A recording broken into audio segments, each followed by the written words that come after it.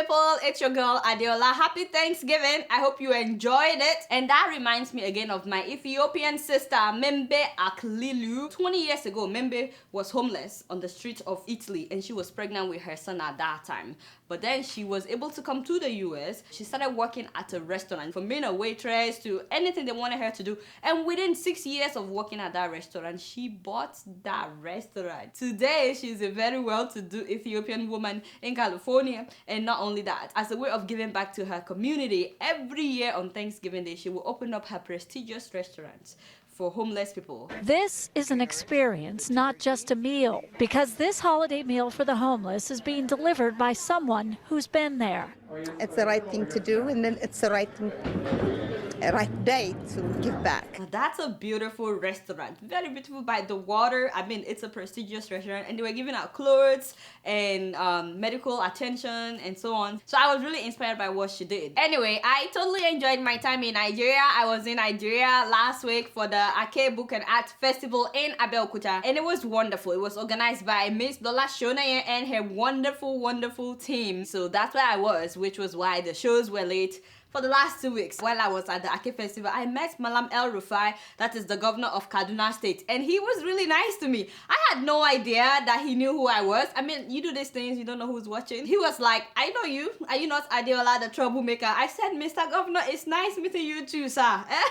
I talked about you last week on my show. You're doing well now, but if you stop doing well, I'm watching you on Plasma TV. If you see how he looked at me, in that face, And not only that, when I was in Nigeria, come and see petrol scarcity. Everywhere people were looking for fuel. Call me Mr. President. Get him on speed dial.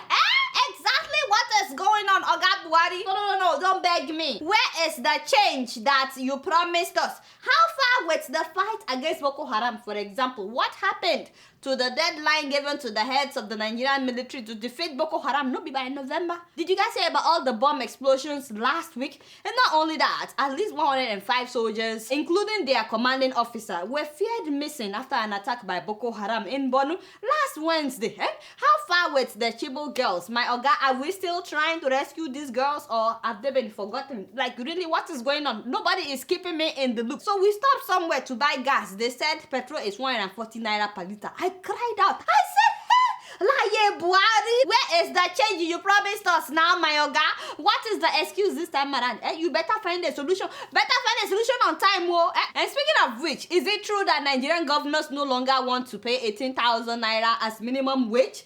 Is it true that they are saying that it's too much? How much is 18,000 naira? Like $90, yes, per month. Hey, our governors are saying they can no longer pay 18,000 because the economy is bad. First of all, I laughed in English. And then I laughed in Yoruba. I said,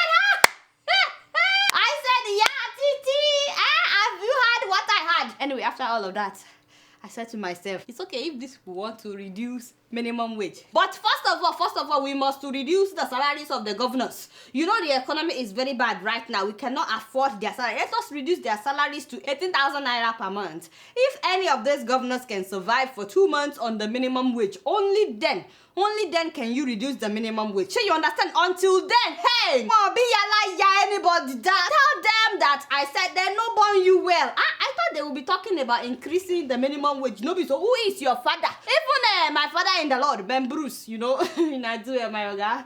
Keep enjoying your father rice, by the way.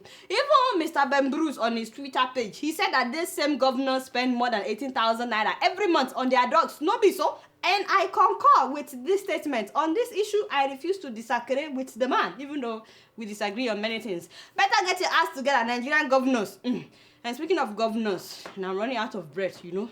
Last week in Nigeria was a very sad week when the winning candidate of the APC at the Kogi gubernatorial election died while they were still collecting election results. Abubakar Audu was said to have died after the election was declared inconclusive. May his soul rest in peace. INEC has announced that there would be supplementary election on December 5th.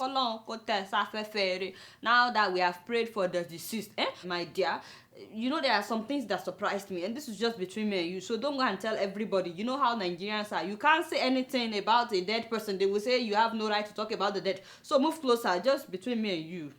So was it just me, or were you also surprised that this man was the APC candidate in the first place? Were you surprised? Because I was surprised. You know how APC promised us change. This man was governor twice already, and he was 68. You know, so I said, so APC could not find anybody else. They couldn't find a young person to field as their candidate. Hey, I learned that Prince Audu had been battling with high blood pressure for some time. And I said, why would we field people that are sick as candidates in Nigeria? Why do we do that? I'm not saying that these people cannot do the job, but their health is more important. No, so it takes a lot to be a governor if you would do well in you. And it takes a lot to be president. If someone is not well, I don't think it's fair to them to field them as candidates. And I don't think they themselves should say by fire by force, I must do it. In fact, I heard as a day to the elections, the guy had blood transfusion. I'm like, so they knew that he wasn't physically fit? You had blood transfusion and you want to be a governor the next day? Let's go though. And by the way, I wouldn't even have a problem if not for the fact that he allegedly knew, so don't go and quote me, but allegedly he stole billions of naira when he was governor. You know, he's been governor twice already. In fact, EFCC picked him up. They arraigned him for, I think, 10 billion naira, 10 or 11. Yes, the case is still pending. My issue is not with the debt, you understand? It is with APC that is promising us change, yet they try to give us a governor who stole billions. Why now? And then, come closer, just, you know, I don't like to gossip. Did you read what Oga Buhari said? I mean, I know that as president, he's supposed to say something about the deceased member of this political party, but why lie? Oga Buhari, why? Why must you lie to us? I was reading his statement about Audu, the deceased governor, and can you believe that Mr. President called him a loving family head? A loving family. Was he not the same man that threw out his wife in Maryland a few years ago? Remember, it made news at that time that a Nigerian governor threw out his wife of 10 years. His wife of 10 years. By the way, she just had a new baby at that time. I understand that the wife could sleep on the street, even though this was winter time, but a less than a month-old baby, what kind of a loving family man would do that? Oga Buhari, you can send your condolences without sugarcoating stuff now. He accused that wife of planning to poison him, just imagine. And the wife denied. She even swore by the Quran. Yet, this man insisted that for him to believe her, she must walk over his father's grave naked in the middle of the night and perform some rituals just to convince him that she had no plans to kill him. Just imagine how ridiculous that is. So because she refused to do that, he threw her out in the middle of winter in Maryland. By the way, the man had other houses apart from his $1.7 million mansion where the wife was living in Maryland at that time. He had like apartments. He recently sold some apartments. He couldn't put this woman in any of his apartments. He threw her out with her 3 children, including a newborn baby. And was it the beginning of this year or ending of last year that he married a new bride? I mean, a child bride. I heard that she's in the University of Jos, whatever. The fact remains, if she's 14, she's still a child. And speaking of family, by now everybody must have heard about how his older sons raped a number of women, especially this lady called Sugar Belly. She's on Twitter. Unless you're not on Twitter, this thing has been going viral. And please, if you don't want to see my angry face, please, I beg you in the name of God, don't write me to tell me that it was her fault, okay? Or that she kept going back to him because she wanted him to marry her. So please, don't write me that. Even if it happened once, it's too much. Rape is rape. But to think that a governor's son would rape a 17-year-old girl in his car, not only that, he would rape her in his house and have his friends rape her at the same time. They were raping her from front and back at the same time. Just imagine, I read that and I was crying. I was like, why would anybody in their right mind do this to somebody else's daughter? She was 17 and he was 25. Just imagine. And by the way, this lady had been speaking out since 2008. Nobody listened to her. So for those that were saying, oh, why did she start talking now that the guy's father died? Oh, she's a political agent. You are just late to hear the gist. And regardless of the emails or Facebook messages that people dug up, the fact remains he raped her. Not once, not twice. He raped her over a period of 6 months. Okay, so imagine how big my head got when I heard rumors that some people were nominating this same son, the one that raped that girl. They were nominating him to be the governor after his father died. I said, Che,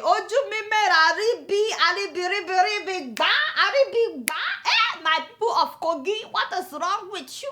You think we didn't see those of you that were campaigning for him to be a candidate? What a shame. Not happening. Not happening. Anyway, like I said, I'm disappointed in APC for fielding somebody that EFCC arraigned for fraud, telling us that if elected, he would return the money. Hey, we are not stupid now. Why didn't he return the money before contesting? And then we will know that he was sincere. No, be so, but again, you guys know that. I don't like to gossip. Waiting be my own. And yes, I'm disappointed in Oga Buhari, making me upset. I said all of that just to say that may he so rest in peace. You guys know I don't know much. Guess what? I'm just keeping it real.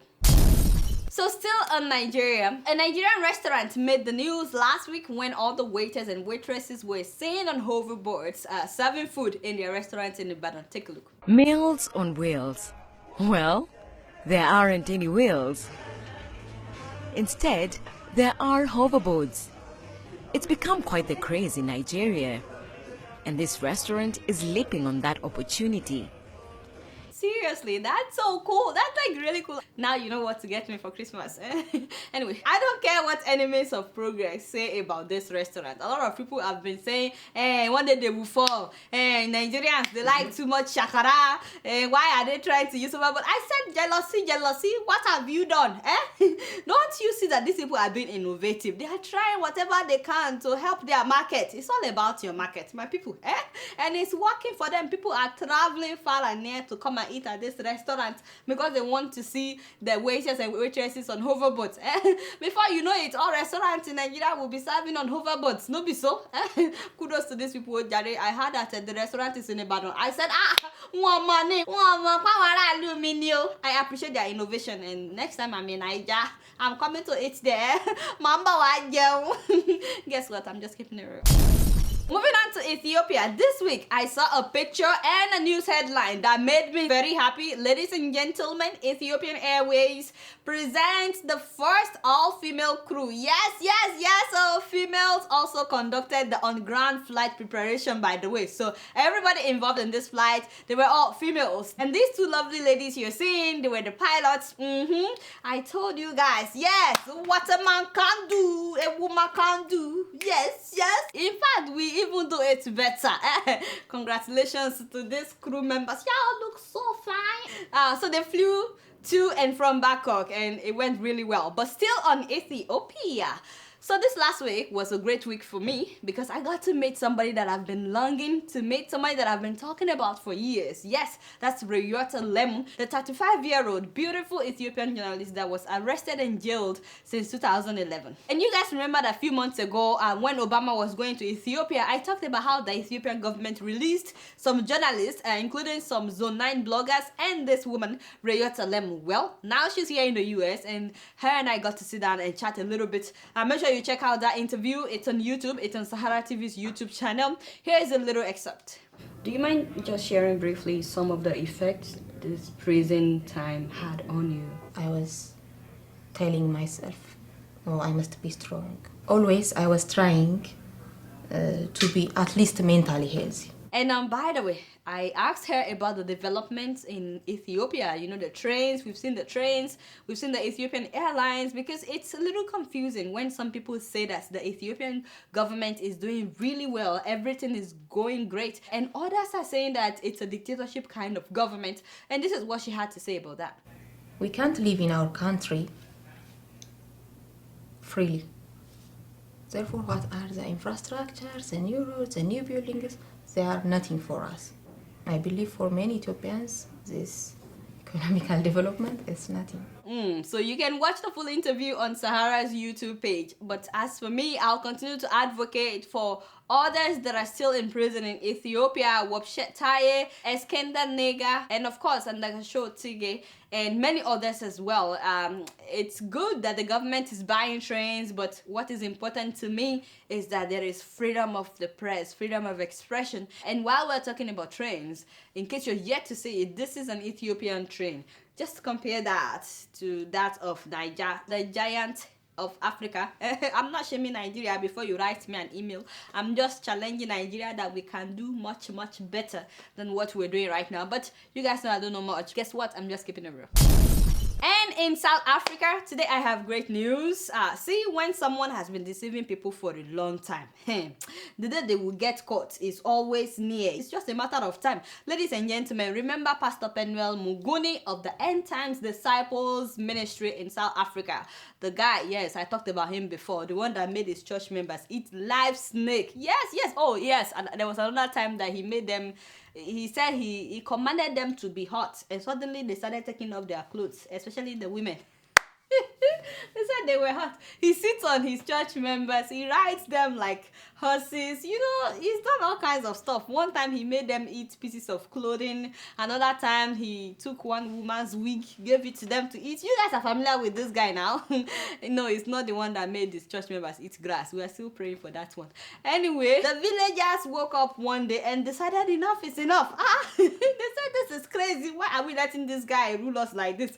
So they burnt down his tent. They looked for him, he ran away, he moved to another village, and he tried to start a church in that village as well. Well, they caught up with him and they beat him up. They tied him together. You will see they tied him with some other people as well. They burnt down his tent again, and take a look at the video.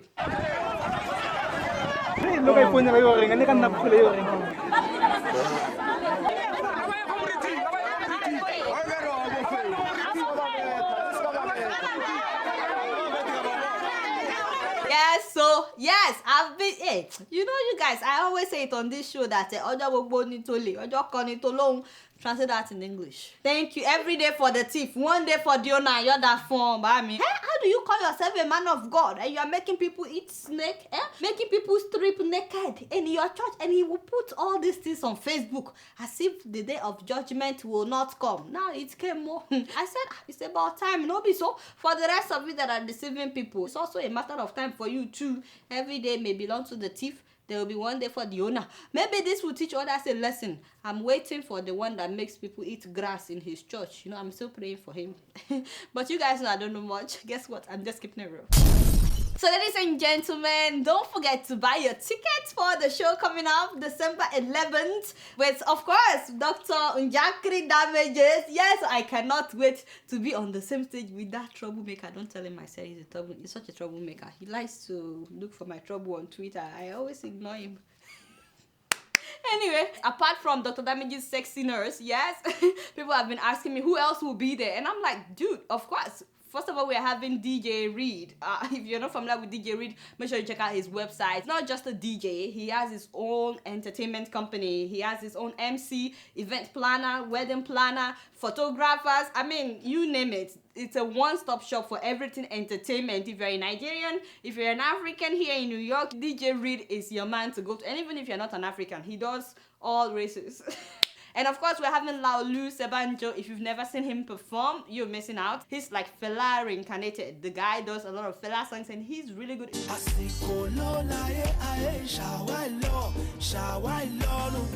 We're having dancers that night. The AVO boys. Those boys, they are very tempting.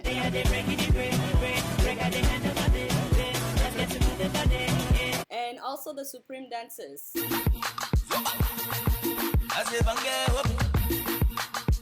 And you want to make sure you don't miss Adesoji Michael. He's a comedian coming all the way from New Jersey. He will be part of the event, and so many others. I can't name everybody. So you want to make sure you get your ticket on time.